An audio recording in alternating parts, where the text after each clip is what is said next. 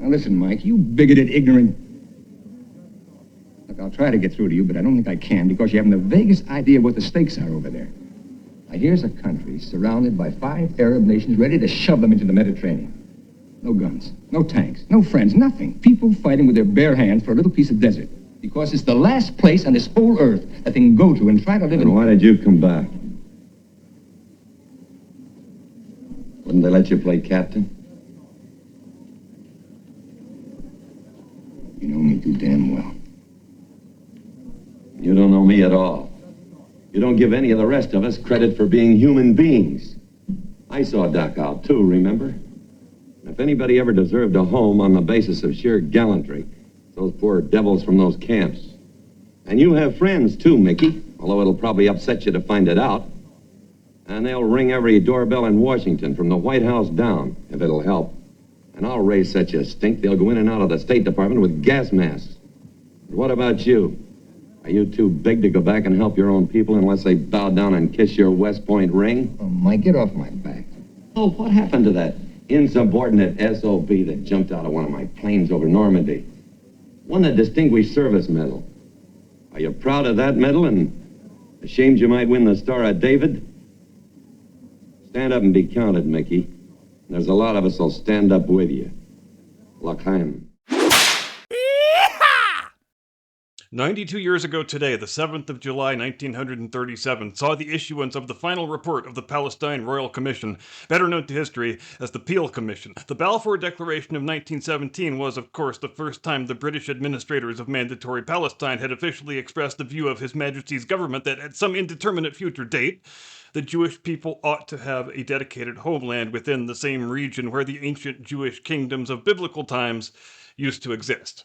20 years later, the Peel Commission was tasked with assessing the status quo in 1937 and determining whether it was going to permit the Balfour Declaration to ever be brought into fruition. As you listen to the excerpts I'm going to read out from the Peel Commission report, you're going to hear a lot of pretty unmistakable echoes of the current status quo for us here in the year 2025, and not just as it relates to the Israel-Palestine question, but also as it relates to current-day notions about refugees and asylum seekers, and indeed, the larger question of whether certain groups of people enjoy an inviolable right, or any right, to repatriate themselves to what they regard as their traditional ancestral lands. And if you're a member of the Campus Keffia Brigades, if you're part of the Free Palestine crowd, if you think this is all a simple, cut-and-dried story of good and evil, you might find yourself getting a bit squeamish about your own stated views by the end of this video. But then, that does often happen when the veil of historical ignorance gets lifted.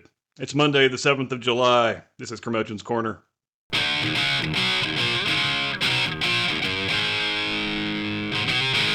From high atop the battlements of Castle Curmudgeon, we're down in the tavern for a limited time only. You can get yourself a whole roast pheasant for the price of half a roast pheasant.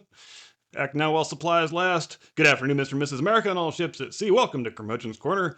Let's talk about the Right Honorable William Robert Wellesley Peel, 1st Earl Peel, 2nd Viscount Peel, the man who was tasked by the King with assembling the Royal Palestine Commission and preparing its final report. But first, let's not forget this commission and its report happened in the year 1937, the year after the Year of the Three Kings. King George V expires in January of 36, and by December, King Edward VIII, the future Duke of Windsor, decides he doesn't like being king so much, so all of a sudden the sickly, stuttering Prince Albert has to grudgingly ascend the throne as King George VI.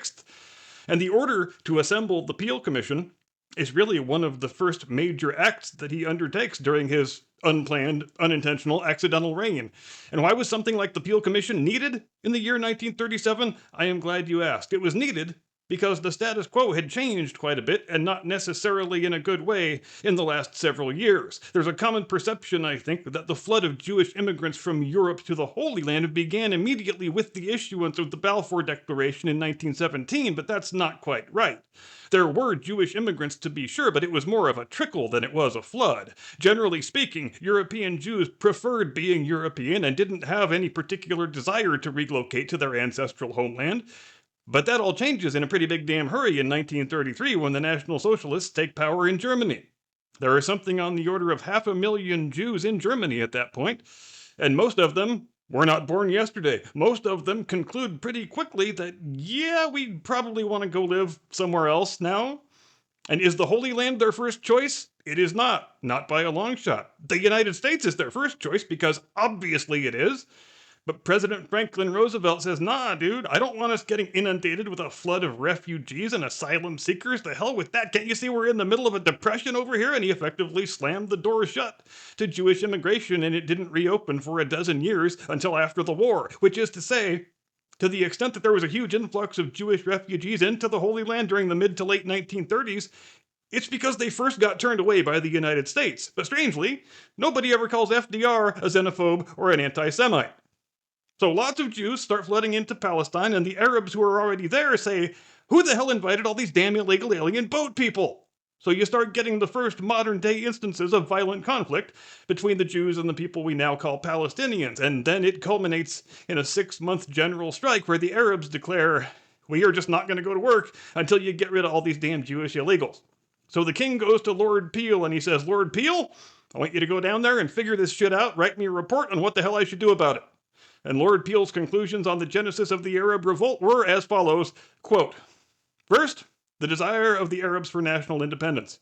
Secondly, their antagonism to the establishment of the Jewish national home in Palestine, quickened by their fear of Jewish domination. Among contributory causes were the effect on Arab opinion of the attainment of national independence by Iraq, Transjordan, Egypt, Syria, and the Lebanon, the rush of Jewish immigrants escaping from Central and Eastern Europe, the inequality of opportunity enjoyed by Arabs and Jews respectively in placing their case before your Majesty's government and the public, the growth of Arab mistrust, Arab alarm at the continued purchase of Arab land by the intensive character and the modernism of Jewish nationalism, and lastly, the general uncertainty accentuated by the ambiguity of certain phrases within the mandate as to the ultimate intentions of the mandatory power, end quote. On the question of whether the Balfour Declaration's goal of a politically unified Palestine with Arab and Jewish populations peacefully coexisting, the Peel Commission was, needless to say, highly dubious. Quote, the Jewish national home is no longer an experiment. The growth of its population has been accompanied by political, social, and economic developments along the lines laid down at the outset. The chief novelty is the urban and industrial development. The contrast between the modern democratic and primarily European character of the national home and that of the Arab world around it is striking. The temper of the home is strongly nationalist. There can be no question of fusion or assimilation between Jewish and Arab cultures. The national home cannot be half national, end quote. The commission also concluded, not unreasonably, that the nationalist character of the Jewish settlers was causing a corresponding rise in Arab nationalism. Quote, Arab nationalism is as intense a force as Jewish nationalism. The Arab leaders' demand for national self-government and the shutting down of the Jewish national home has remained unchanged since 1929. Like Jewish nationalism, Arab nationalism is stimulated by the educational system and by the growth of the youth movement. It has also been greatly encouraged by the recent Anglo-Egyptian and Franco-Syrian treaties. The gulf between the races is thus already wide and will continue to widen if the present mandate is maintained. The position of the Palestine government between the two antagonistic communities is unenviable.